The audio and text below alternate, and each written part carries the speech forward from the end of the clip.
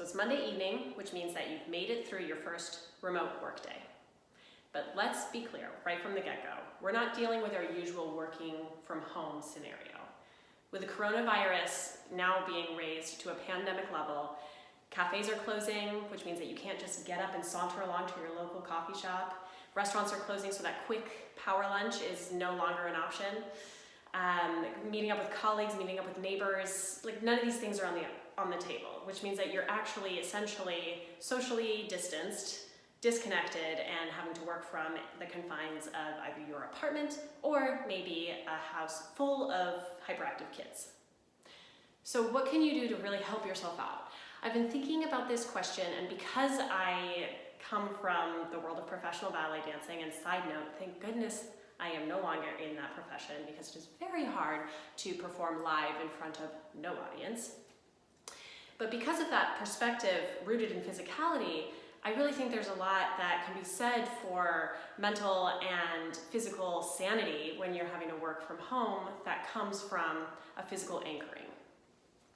I believe that true freedom is really most resonant or most felt when there are parameters around it, as opposed to just a big mushel of, I guess, lack of structure, for lack of something better to say.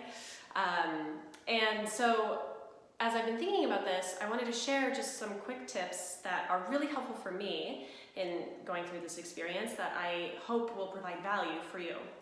So the very first one actually starts from the moment you wake up.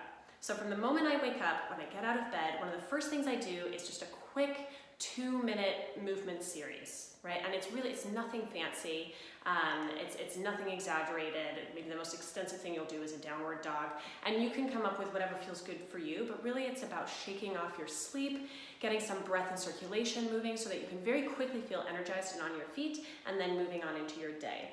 I would also encourage you to maintain whatever structure you normally had when you would go to the office. You know, one of the best things about going to an office is that you have a physical space that you're going towards, and you have a specific time at which you need to be in that physical space. That's no longer on the table, at least for the foreseeable future. So you have to create that structure yourself within your home, right? And that might be setting up a remote work office. I just wrote an article that can be found at choreographyforbusiness.com, and it's all about some of my favorite tips to setting up a healthy, physically enabled remote workstation. So definitely make sure that you're carving out that physical space and container so that you can step into your professional role even within the confines of your home.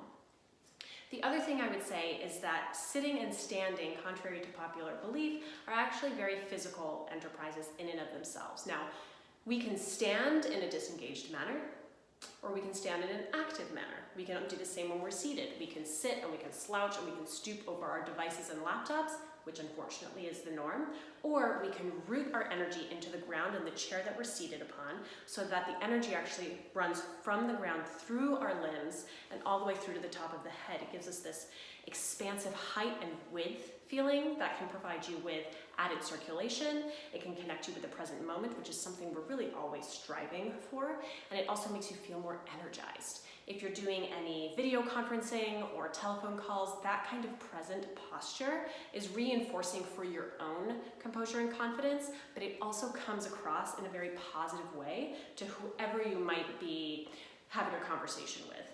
So in that sense, as often as possible, try to invigorate yourself physically throughout the day. One tip that I give all my clients is to set a timer. Again, this is all simple stuff. Set like a 45-minute or 30-minute timer on your phone, and anytime your timer buzzes, see where you've gone physically and see if you cannot re-anchor yourself physically in the present moment. Again, connecting first through the floor, right? The way dancers move, the reason we can spin so many times, jump so high, move so quickly is because of the connection that we have with the floor. And so that's a very relevant and human thing that if there's one thing you take from this call, like think about that tomorrow, right? Like, oh, I've become completely disconnected from the present moment. Let me root myself, right? Like actually imagine roots going into the ground and how much taller can you be as a result of that energy. Finally, I think In the past, connecting through video has been something of convenience, right? Like, oh, it's much easier just to set up a video call or a telephone as opposed to going to say hello to this person directly.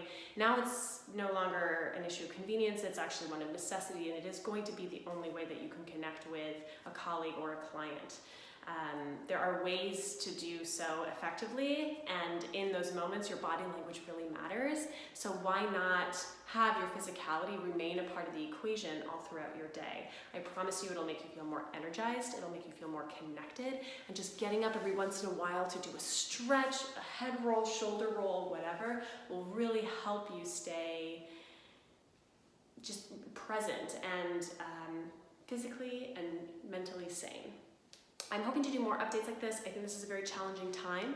I encourage anyone to reach out to me with any questions you might have.